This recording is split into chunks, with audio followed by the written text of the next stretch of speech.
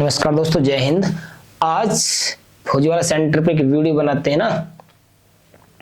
आज का हमारा टॉपिक होगा आधुनिक युग का प्रारंभ और अमेरिका की क्रांति। जो आपका मेन टॉपिक है वो होगा हमारा अमेरिका की क्रांति। अमेरिका की क्रांति यानी अमेरिका क्रांति।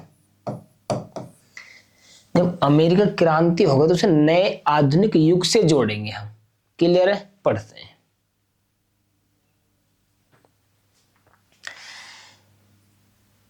इतिहास जो होता है, इतिहास की शुरुआत कर रहे हैं हम आज।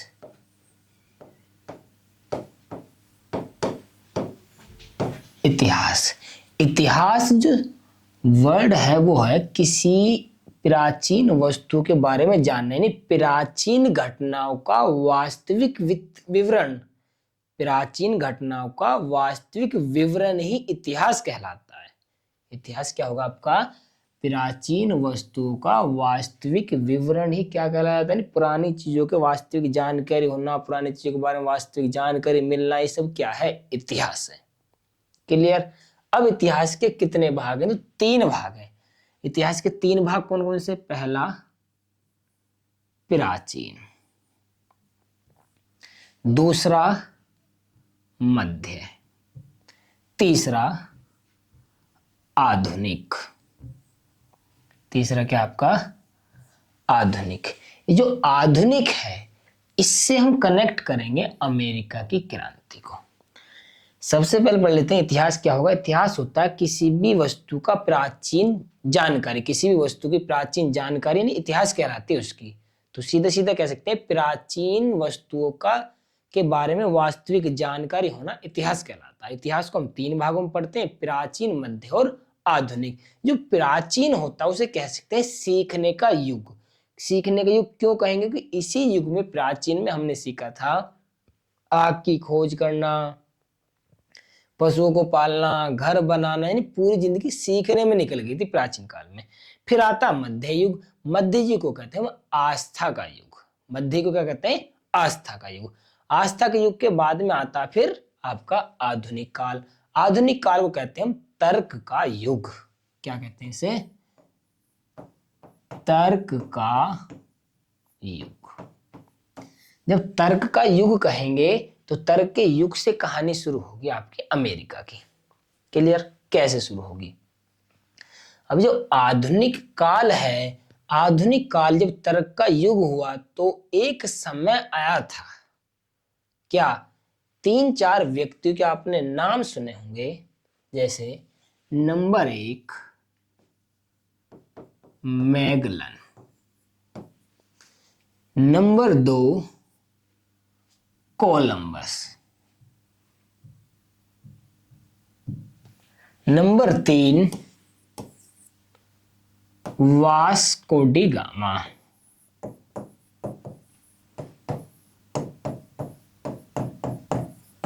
Vasco D gamma. ये जो तीनों बंदे थे ये 1520 की कहानी है इसकी। कोलंबस 1492 और वास्को डी गामा 1498। क्लियर? आधुनिक युग का प्रारंभ हो चुका था, 1700 के आसपास की बात है। तो उस समय उपनिवेशवाद का जोर आया था। किसका जोर आया था? उपनिवेशवाद का। उपनिवेशवाद बोले तो जब व्यापारी एक देश से दूसरे देश बढ़ना शुरू हो गए थे उसे कहा गया उपनिवेशवाद का युग। उपनिवेशवाद के कारण जो व्यापारी थे उन्होंने अपने देश से दूसरे देश की जानकारी कलेक्ट करना, वहां पे किस चीज की रिक्वायरमेंट है, कैसे बिजनेस हो सकते हैं, व्यापार के सिलसिले में लाभ कमाने के, पैसे कमाने के लालच से निकल पड़े। तो ऐसे ही जब 1492 ईस्वी में ये कोलंबस अमेरिका के बहामासा द्वीप पर पहुंचा तो वो सोचता है कि यही भारत है। भारत के चर्चे बहुत थे, भारत फेमस था पहले, है ना। सोने की चिड़िया भी कहा जाता था। जब सोने की चिड़िया कहा जाता था तो इन्हें लगा कि भारत चलना चाहिए, अच्छा खासा पैसा कमेगा। तो कोलंबस भारत जानकर, भारत समझकर पहुंचता बहामासा द्वीप पर अमेरिका में। तो अमेरिका की खोज किसको माना जाता है? कोलंबस को। कोलंबस को माना जाता है अमेरिका की खोज। अमेरिका की खोज, अमेरिका खोज माना जाता है इसे। ठीक है, अब उसके बाद में जब ये जाता है तो जाके अपने वर्णन करता कि भारतीय ऐसे हैं, भारतीय वैसे हैं, रेड इंडियन, इन्होंने नाम दिया, मानी अमेरिका की जनता को इसने नाम दिया रेड इंडियन। ठीक है, ये अपने देश में जाता है। उसके बाद में आता है आपका Vasco D gamma. Vasco D gamma कहता कि मुझे भी जाना चाहिए। क्या ये सही बोल रहा है उनके बारे में? यानी कहीं ना कहीं मिसमैच होगी थॉट। पहली थॉट एक अलग लेवल की बनी हुई थी लोगों के दिमाग में, लेकिन कोलंबस गया कि ऐसा नहीं है, वैसा नहीं है, ऐसा है, ऐसा है, ऐसा है। उसके बाद वास्को डी गामा आता 1498 ईस्वी में भारत के अंदर केरल। भारत में कहां पे आता है? केरल में आता है। जब भारत में केरल में आता तो केरल में एक जगह पड़ती है बंदरगाह कालीकट। कालीकट, जब कालीकट ये पहुंचता है तो भारत की खोज करता माना जाता है। ये आया तो जैसा भारत के बारे में बताया गया था बिल्कुल वैसा ही मिलता है। कहां? कालीकट में। क्लियर? भारत में। ये वापस जाता है तो कहता नहीं, भारत तो ऐसा ही है जैसा बताया जाता है। क्लियर? तो उसके बाद 1520 में इन दोनों की कहानी के बाद मैगलन आता है। मैगलन आता है, मैगलन लगाता फिर पूरी दुनिया का चक्कर कि ऐसी जैसे भारत हुआ, अमेरिका हुआ, ऐसे और भी जगह होंगी जहां पर बिजनेस हो सकता है, व्यापार हो सकता है। उसके बाद में पूरी दुनिया का चक्कर कौन लगाता है? मैगलन 1520 ईस्वी में। तो मैगलन पूरी दुनिया का चक्कर लगाने वाला पहला व्यक्ति बन जाता है। आगे कहानी क्या चलती है? उपनिवेशवाद का जन्म हो चुका था, आधुनिक काल की शुरुआत हो चुकी थी। क्लियर? तो 1756 पे ले चलते हैं हम सीधे। कहां पे? 1756 पे। 1756। अब 1756 में अमेरिका में क्रांति की शुरुआत हो चुकी थी। मतलब वहां के लोगों ने आजादी की डिमांड की। क्यों? उन्हें सहारा मिला व्यापारियों का।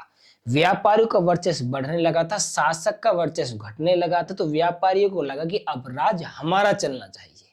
कब? 1756 में। तो उसी के सिलसिले में लोगों को अपने साथ लेकर व्यापारी सरकार के खिलाफ हो जाते हैं, शासक के खिलाफ हो जाते हैं और 1756 में क्रांति करते हैं। जब क्रांति करते हैं 1756 ईस्वी में, तो उसके बाद क्या होता है? ये क्रांति यानी युद्ध, जो गहरा युद्ध चला था अमेरिका के अंदर, 7 साल चला। तो 7 साल चला तो 1763 आना था। 1763 में आकर एक संधि होती है जिसका नाम दिया गया पेरिस की संधि। पेरिस की संधि। पेरिस की संधि जब नाम दिया गया, पेरिस की संधि में थोड़ा समझौता हुआ लेकिन बात नहीं बनी। जस्ट 2 साल बाद 1765 आ जाता है। 1765 में जॉर्ज ग्रेनविल आते हैं। कौन आते हैं? George Granville.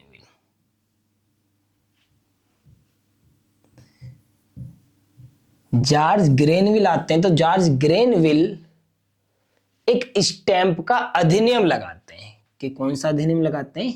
स्टैंप का अधिनियम। स्टैंप का अधिनियम। स्टैंप का अधिनियम लगाते हैं। स्टैंप का अधिनियम क्या कहते हैं? जॉर्ज ग्रेनविल एक नई विचारधारा को जोड़ते हैं, माइंड लगाते हैं बिजनेसमैन वाला। लेकिन बिजनेसमैन वाला माइंड बिजनेस के आगे थोड़ी चल जाएगा।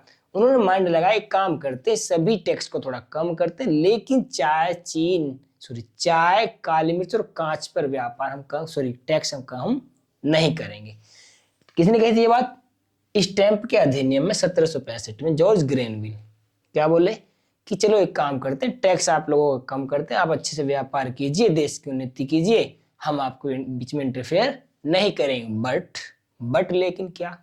बट ये चाय, काली मिर्च और कांच के व्यापार पर टैक्स बढ़ेगा। इसी के लेकर भी व्यापारी नहीं मानते हैं कि नहीं, no tax, no tax, clear, tax नहीं देंगे भाई। तो 1765 में बात भी फेल हो जाती है। उसके बाद रूसा मनी खैचतानी चलती है, सन आ जाता है 1773।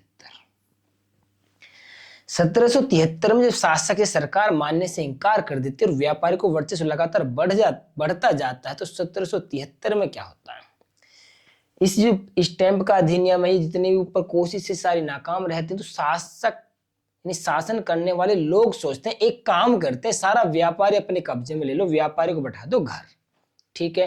तो व्यापारी घर बैठ जाते हैं, तो उसके बाद क्या होता, व्यापारी को चाहिए था कोई ना कोई पॉइंट।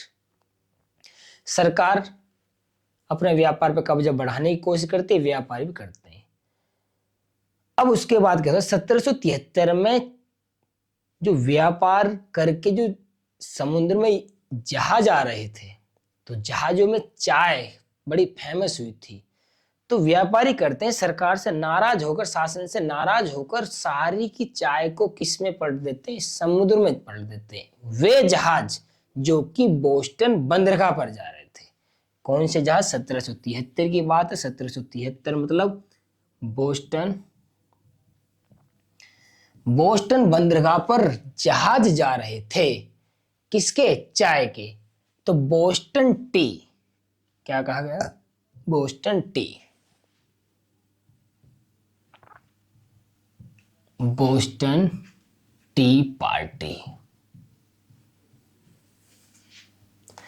बोस्टन टी पार्टी यानी 1773 में जो चाय से लदे हुए ट्रक या जहाज, ट्रक नहीं, जहाज, जो जहाज पानी में समुद्र में जा रहे थे, तो ये अमेरिका के लोग रेड इंडियन यानी भारत के भेष में कहां पहुंच जाते हैं, जहाजों पर जाते हैं और जहाज को पूरे को समुद्र में रिता देते हैं। इस घटना को कहा गया था बोस्टन टी पार्टी। सरकार क्या करती है, पूरे बोस्टन बंदरगाह को अपने कब्जे में ले लेती है और व्यापारियों के विरुद्ध सख्त हो जाती है। 1773 आता है, बोस्टन टी पार्टी बन जाती है। 1775 जब व्यापारियों का जीना हराम कर दिया शासन ने, तो 1775 में व्यापारी दोबारा से युद्ध छेड़ देते हैं और जगह का नाम होता है लिविंगस्टन। लिविंगस्टन कौन सी जगह थी वो, लिविंगस्टन।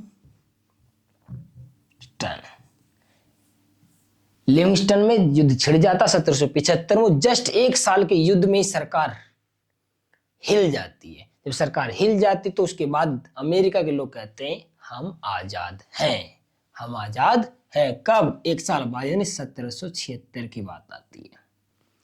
1776 में वर्सराय की संधि हो जाती है और लोग अपनी आजादी घोषणा कर देते हैं। वर्सराय की संधि बाद में आएगी 1781 में। 1776 में अमेरिका के लोग क्या करते हैं, हम आज से आजाद। लॉर्ड कॉर्नवालिस उस समय शासक हुआ करते थे, जिनके वायसराय थे, जिनके नेतृत्व में ब्रिटिश कानून कार्य कर रहा था।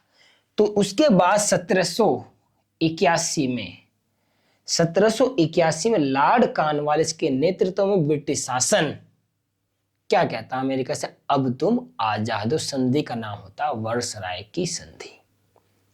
तो इस तरीके से अमेरिका का जो पूरा इतिहास जो शुरू हुआ 1756 से लेकर 1776 आजादी और 1781 में लॉर्ड कॉर्नवालिस के नेतृत्व में ब्रिटिश सरकार को से मुक्ति पाने का सफर होता है अमेरिकी क्रांति का। दोबारा से कर लेते हैं, कौन कौन से सन है, रिवीजन कराता हूं आपको। यानी 1756 में स्टार्टिंग होती है, 7 साल का युद्ध चलता है, 1763 आता है। 1763 में बात बनने की पूरे चांस होते हैं, लेकिन बात नहीं बन पाती। कौन सी संधि होती है 1763 में, पेरिस की संधि होती है। कौन सी संधि होती है, पेरिस की, पेरिस की संधि होती है। कब, 1763 में। लेकिन बात फिर भी नहीं बनती। उसके बाद क्या होता है, 2 साल बाद 1765 आता है। 1765 में एक व्यक्ति आता, जॉर्ज ग्रेनविल। जॉर्ज ग्रेनविल आकर स्टैंप का अधिनियम लागू करता। कब, 1765। 1765 में जॉर्ज ग्रेनविल स्टैंप का अधिनियम लागू करता है, लेकिन उससे बात नहीं बनती। जब बात नहीं बनती तो 1765 से 1773 आ जाता है। और 1773 बोस्टन टी पार्टी के नाम से जाना जाता है। 1773 में रेड इंडियंस के भेष बनाकर जहाज में जाते हैं, समुद्री जहाजों में जितनी भी चाय वाय होती है सारे जो व्यापारी होते हैं सब पलट देते हैं उसमें। इससे गुस्से होकर, नाराज होकर जो ब्रिटिश शासन होता, ब्रिटिश शासन बोस्टन बंदरगाह को अपने कब्जे में ले लेता है और व्यापारियों पर और सख्ती अपना देता है। क्लियर? तो 1773 बोस्टन टी पार्टी के नाम से जाना जाता है। उसके बाद में 1775 आता है। 1775 आता है तो जगह होती है लिविंगस्टन। तो लिविंगस्टन में युद्ध छिड़ जाता दोबारा क्रांति के नाम से, यही वाला। जस्ट एक साल बाद आती है 1776। 1776 में अमेरिका के लोग मान लेते हैं हम क्या है, आजाद। जस्ट आता है फिर 1781। 1781 में लॉर्ड कॉर्नवालिस के नेतृत्व में अमेरिका को पूर्ण रूप से स्वतंत्रता दे दी जाती है। क्लियर? यानी ब्रिटिश शासन ये मान लेता है कि ये लोग आजाद रहेंगे, मानेंगे नहीं। क्लियर? तो इस तरीके से 1756 में अमेरिका क्रांति हुई। क्लियर? थोड़ा सा रिवीजन कराता हूं, आप देखते रहना बोर्ड पे सन। 1756 इसमें अमेरिका क्रांति की शुरुआत हुई। 7 साल क्रांति चलती। 7 साल क्रांति के बाद में सन आता 1763। 1763 में संधि होती है जिसका नाम था पेरिस की संधि। पेरिस की संधि में बात नहीं बनती। 2 साल बाद 1765 आता। 1765 में जॉर्ज ग्रेनविल की शासन वाली सरकार स्टैंप के अधिनियम को लेकर आती है। स्टैंप के अधिनियम काली मिर्च, कांच और चाय के व्यापार पर टैक्स बढ़ाने के लिए राजी होती है, बाकी टैक्स फ्री करती है। वो सोचते कि व्यापारी को लालच दिया जाएगा, लेकिन इस बात से व्यापारी नाराज रहते हैं, व्यापारी मना कर देते हैं। क्लियर? क्रांति लगातार बनी रहती है, युद्ध लगातार यानी गृह युद्ध की स्थिति चलती रहती है। तो गृह युद्ध के बाद 1765 आ जाता है, स्टैंप का अधिनियम फेल हो जाता है। उसके बाद 1773 में जब ज्यादा सरकार सख्त हो जाती तो व्यापारी परेशान हो गए। जब बोस्टन टी पर इन बोस्टन बंदरगाह पर अपने जहाज सामान लेकर आ रहे थे, उन सभी जहाजों को समुद्र में फेंक देते हैं। और किसके भेष में जाकर? रेड इंडियंस के भेष में जाकर। तो रेड इंडियंस के भेष में जाकर 1773 में जो लोग समुद्र में जहाज को खाली कर देते, उसमें सबसे ज्यादा जो चीज थी वो चाय थी। चाय को इंग्लिश में बोलते हैं टी, तो उसको नाम देगा बोस्टन टी पार्टी, क्योंकि सारे के सारे जहाज कहां पर आ रहे थे? वो आ रहे थे बोस्टन पर। तो बोस्टन बंदरगाह का नाम हुआ और टी हुई चाय। तो क्योंकि चाय सबसे ज्यादा जहाजों में भरी हुई थी तो पूरी घटना को नाम देगा सन 1773 बोस्टन टी पार्टी।